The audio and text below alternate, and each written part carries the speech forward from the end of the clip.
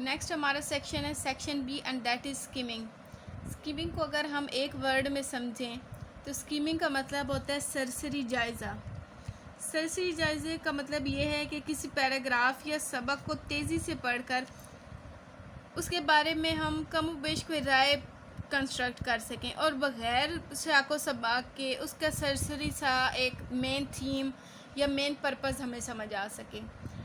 Skimming होता है आप एक नज़र में किसी चीज़ को देखें, दो चार लाइनें या अगर पीछे से देखें तो आपको पता चल जाए कि वो बुक, टैक्स, न्यूज़पेपर, बिल ये किस बारे में है। इसको हम स्कीमिंग कहते हैं। In our daily life, we come across some different things such as bills, newspaper, application forms, textbook, novels, storybooks, poems, etc., mailed, etc. When we pick up a book, a magazine, or a newspaper, etc., we do not always start reading it from beginning to end. We often only read what interests us. कहते हैं कि हमें रोज़मर्रा ज़िंदगी में बहुत सारी चीज़ें हम देखते हैं, जैसे bill, newspaper, application form, text book, novels, books, poems, ये सारी चीज़ें। हम ऐसा नहीं करते कि अगर हम फॉर एग्ज़ाम्पल हम एक शॉप पे गए हैं, हमने एक बुक लेनी है, तो हम ये बिल्कुल भी नहीं करेंगे कि हम वहाँ पर पूरी किताब को पढ़ने बैठ जाएं और फिर फ़ैसला करें कि ये किताब हमारे कोर्स से रेलिवेंट है या नहीं है।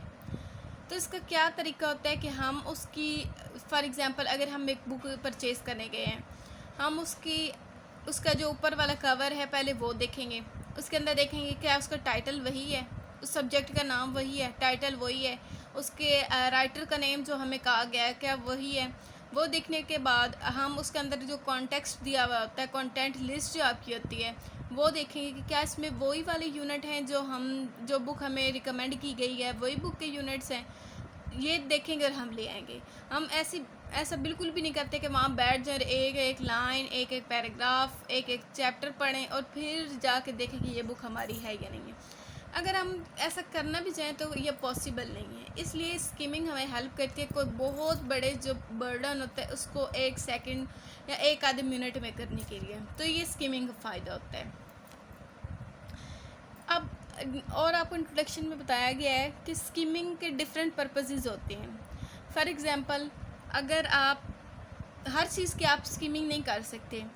अगर आप एक स्टूडेंट हैं, आपको कोर्स की बुक दी गई है तो आप उसको डिटेल में पढ़ेंगे, आप उसकी स्कीमिंग नहीं कर सकते। लेकिन अगर आप इंटरटेनमेंट के लिए कोई नावल वगैरह पढ़ रहे हैं, उसको भी आप थोड़ा सा लेंथ में पढ़ सकते हैं। लेकिन अगर आप एक बिल पढ़ रहे हैं, उसके आप एक एक चीज़ नहीं पढ़ेंगे, आप नाम पढ़ते हैं, डेट पढ़ते हैं, किस डेट को सबमिट करवाना है, ये सारा पढ़ते हैं। बाकी आप वॉट ये सारा कुछ नहीं पढ़ते। ये होती स्कीमिंग, यानी कि जो जिस चीज़ का जो मकसद है उसके हिसाब से आप किसी चीज़ को पढ़ते हैं। तो और इसके अलावा हो गया कि अगर आप कोई भी न्यूज़पेपर पढ़ रहे हैं, आप सारा का सारा न्यूज़पेपर नहीं पढ़ते, आपको जो उसके अंदर से इंटरेस्टिंग लगता है आप वो पढ़ते हैं। तो ये स्कीमिंग कहलाता है कि जो जिस चीज़ का पर्पस हो उसके हवाले से उसको पढ़ा जाए और सरसरी जायज़ा किसी चीज़ को जानने के लिए स्कीमिंग कहलाता है। Skimming is a useful reading skill which enable us to. Skimming एक बहुत अच्छी रीडिंग स्किल है जो हमें इस काबिल बनाती है रीड फास्ट, हम तेज़ी से पढ़ सकते हैं, फ्राम अ जनरल आइडिया और opinion about the text, save our time. वही बात होगी, जितने शॉर्ट टाइम में हम किसी काम को करेंगे उतनी जल्दी हमारा टाइम बचेगा, हमें किसी चीज़ ज़्यादा सी चीज़ों के बारे में मालूमात मिल जाएगी और हम जल्दी से पढ़ सकेंगे। Skimming gives Skimming means going through a text or a chapter quickly in order to have an overview or general idea about the contents, whereas आगे स्कैनिंग का दिया गया। स्कीमिंग क्या होती है? स्कीमिंग हो गई जैसे मैंने चैप्टर नंबर 5 खोला, उसको मैंने चैप्टर का नाम पढ़ा, आगे उसके सेक्शंस पढ़े तो मुझे पता चल गया कि इस चैप्टर के अंदर क्या होगा। मुझे पता चला कि सबसे पहला सेक्शन जो है वो एक्सप्रेसिंग हैप्पीनेस का है, फिर दूसरा आपका स्कीमिंग का है, थर्ड है आपका रन ऑन सेंटेंसेस। अब अगर मैं वो कंटेंट ना पढ़ती, सेक्शंस ना पढ़ती और मैं डायरेक्ट एक एक पेज के ऊपर एक एक टॉपिक, एक एक एक्टिविटी देखती जाती, तब भी मुझे यही पता चलता जो मुझे स्कीमिंग के ज़रिए से पता चला कि इस चैप्टर में क्या है। तो ये फ़र्क है स्कीमिंग और आम रीडिंग के अंदर। स्कैनिंग में looking at a text to find some particular information, for example we skim through a report to have a rough idea of what it says and what scan pages of the telephone diary to find a particular number और book. अब reading की दो types होती हैं, skimming and scanning. Scan क्या करते हैं? Skimming वही मैंने आपको बताया कि जल्दी जल्दी से जायज़ा लेना है। स्कैनिंग क्या होती है? एक पार्टिकुलर एक मखसूस चीज़ को बहुत बड़े से टेक्स्ट के अंदर आपको ढूंढना। फॉर एग्ज़ाम्पल, आप एक फ़ोन की डायरी है, उसके अंदर तकरीबन 100 या 200 नंबर में भी हों, आपको एक बंदे का नंबर चाहिए। आप जाएंगे, फॉर एग्ज़ाम्पल अगर आपका नाम किसी का बनता है एफ़ से, आप जाएंगे वहाँ पर एफ़ के जो लेटर होगा उसको खोलेंगे और वहाँ पर जो नाम होंगे उनमें से एक नाम आप ढूंढ लेंगे पार्टिकुलर और उसको पिक कर लेंगे। ये होता है स्कैनिंग करना। स्कैनिंग होता है बहुत बड़े टेक्स्ट में से एक मखसूस चीज़ को ढूंढना है। फॉर एग्ज़ाम्पल अगर मैं आपको कहूँ कि इस बुक में से आप निकालें रन ऑन सेंटेंसेस का टॉपिक, तो आप ऐसा करेंगे कि कंटेंट में जाएंगे, वहाँ से देखेंगे और वहाँ से डायरेक्ट स्कैनिंग के या रन ऑन सेंटेंसेस के आप टॉपिक पे आ जाएंगे। ये होता है स्कैनिंग करना। उसके बाद आ गया when we read the newspaper we are probably not reading it word by word, instead we are scanning the text. Skimming is done at a speed 3 to 4 times faster than normal reading. We often skim, we have lot of material to read in a limited time of, or we use this technique when we want to see if an article or book really worth reading. Why waste time if it's not? वही बात कि हम जब हमने कोई चीज़ देखनी हो कि ये हमारे रेलिवेंट है, हमारे कोर्स से, हमारे इंटरेस्ट से, तब हम उसको स्कीम करते हैं और जानते हैं कि क्या ये हमारे लिए ठीक है, इसको स्कीमिंग करते हैं। जैसे मैंने आपको शॉप की बुक शॉप पे जाके, डिपो पे जाके या लाइब्रेरी के अंदर जाके बुक सेलेक्ट करने की एग्जांपल दी। अब नीचे आपको टेक्निक्स दी गई हैं। There are many strategies that can be used when skimming a text. किसी भी टेक्स्ट को स्कीम करने के लिए यानी कि उसको सरसरी जायज़ा लेने के लिए बहुत सारी टेक्निक्स है। Some people read the first and last paragraph using heading as they move down the pages. कुछ लोग ऐसा करते हैं कि हेडिंग्स को पढ़ते जाते हैं। फॉर एग्जांपल जैसे मैंने आपको बताया कि मैंने चैप्टर नंबर 5 का नेम पढ़ा, आगे मैंने उसकी जो हेडिंग्स थी 3 section A, section B, section C पढ़ा, तो मुझे पता चल गया इस यूनिट में क्या होगा। कुछ लोग ऐसा करते हैं कि हर पैराग्राफ की फर्स्ट लाइन और सेकेंड लाइन पढ़ते जाते हैं या उसकी हेडिंग्स पढ़ लेते हैं। Some people read the title, subtitle, subheading, pictures and illustrations. कुछ लोग ऐसे करते हैं कि टाइटल पढ़ लेते हैं। टाइटल भी वही होता है कि जो मेन हेडिंग होती है, उसके अंडर जो सब हेडिंग्स दी होती हैं, यानी कि एक मेन हेडिंग हो गई, जैसे अगर आपकी एक मेन हेडिंग हो गई कि एक्सप्रेसिंग हैप्पीनेस, उसके नीचे आ गया कि how to express happiness, importance, ये सारे उसके सब टाइटल्स हो गए। आगे पिक्चर्स के पीछे हमने एक्सप्रेसिंग हैप्पीनेस की पिक्चर्स पढ़ी, वो भी आपको ओवरऑल आपको पता चल रहा था कि क्या होती है एक्सप्रेसिंग। अब आपको टिप्स दी गई हैं कि हाउ टू स्कीम, आप कैसे स्कीम कर सकते हैं। रीड द टाइटल, आप टाइटल पढ़ें, उसका क्या टाइटल। रीड द इंट्रोडक्शन और द फर्स्ट पैराग्राफ।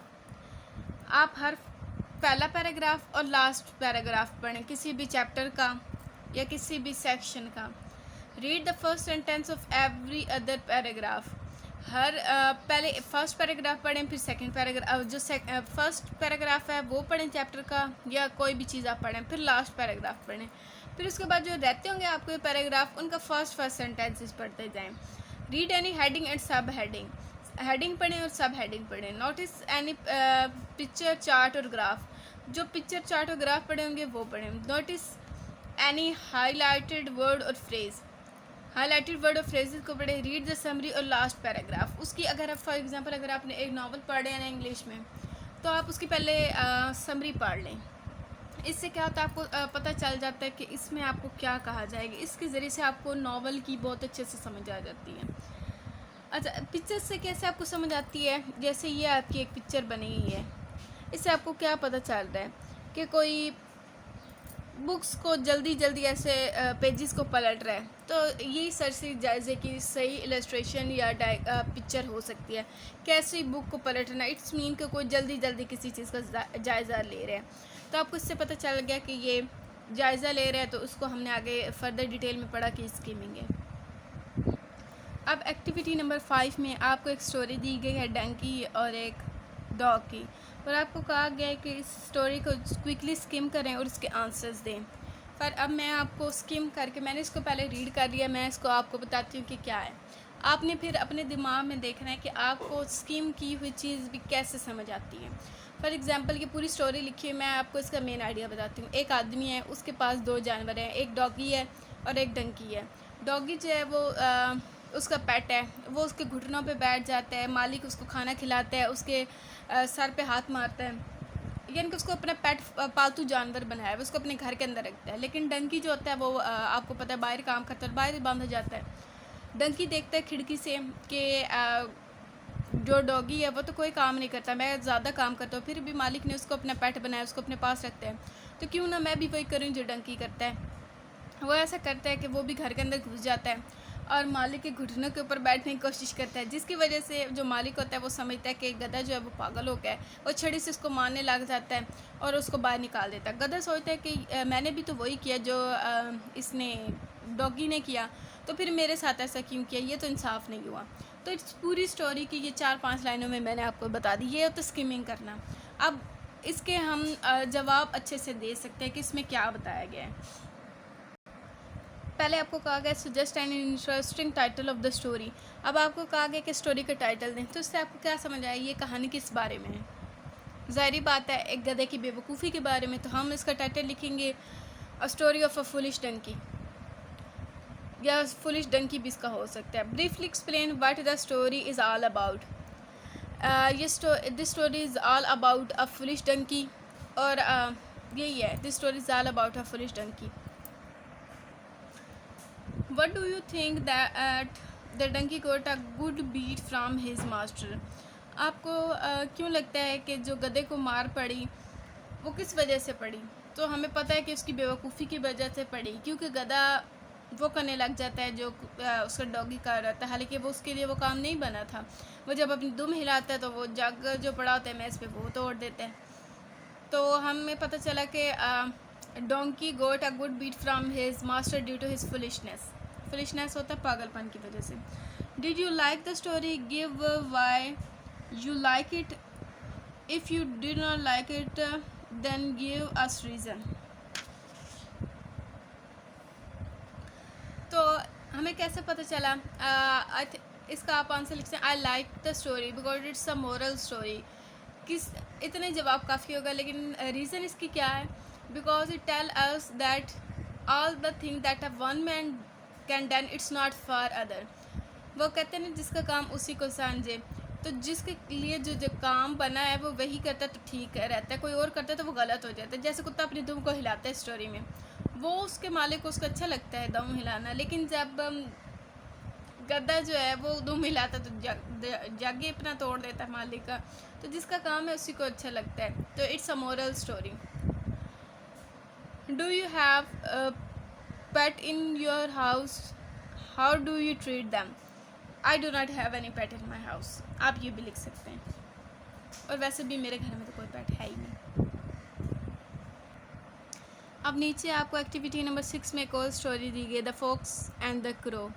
ये बचपन में हम सब ने कहानी पढ़ी है कि, लेकिन यहाँ पर उन्होंने इसकी वर्डिंग चेंज कर ली है। थाईलैंड की एक औरत का बता दिया है कि एक टाउन में एक औरत रहती थी, फिर उससे रिलेट कर दिया करो और उसकी फॉक्स की स्टोरी। लेकिन मेन इसमें हमें स्कीमिंग से मैं आपको बताती हूँ इसमें क्या था। वही बचपन वाली स्टोरी है कि एक कौवा होता है, उसके मुंह में कोई चीज़ होती है खाने के लिए। हमें तो बचपन में कहा गया था कि रोटी का टुकड़ा होता है या पनीर का टुकड़ा। तो वो दरख्त पे बैठ जाता है, नीचे लोमड़ी खड़ी होती है, वो अब चढ़ तो नहीं सकती दरख्त पे कि कौवे से वो ले ले। वो ऐसा करती है कि उसकी झूठी तारीफ़ करना शुरू कर देती है कि तुम्हारी आवाज़ बड़ी खूबसूरत है। और वो जो कौवा होता है वो फिर अपनी तारीफ़ सुन के वो महव हो जाता है। वो जो पनीर का ये रोटी का टुकड़ा होता है वो जैसे ही गाने के लिए खोलता है मुंह से नीचे गिर जाता है और फोक्स उठा लेती है।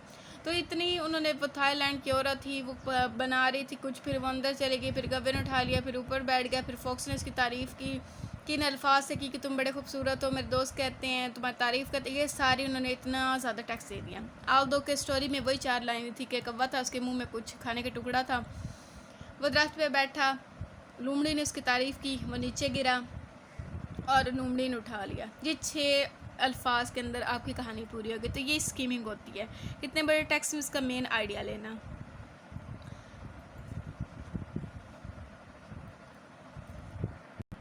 तो इसका मोरल हमें क्या नज़र आया? Trust him not who phrases you on your face, उस शख्स पर कभी एतबार ना करें जो मुंह पर आपकी तारीफ़ करता है।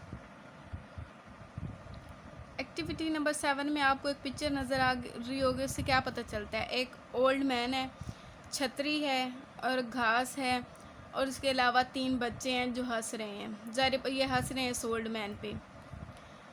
तो इससे हमें क्या समझ आता है कि कुछ बच्चे एक ओल्ड मैन को तंग कर रहे हैं, उसको छेड़ रहे हैं, जिसके हाथ में या जिसके पास अम्ब्रेला है। ये होता है स्कीमिंग करना। अब इस स्टोरी को जब आप पढ़ेंगे तब भी आपको पता चलेगा कि एक ओल्ड मैन होता है जिसके सर पे बाल नहीं होते, बच्चे होते हैं। जब वो पास से बंदा गुजरता है ना, तो उसको कहते हैं हाय डीफ एंड डम, के बहरे और गूंगे इंसान क्या टाइम हुआ है।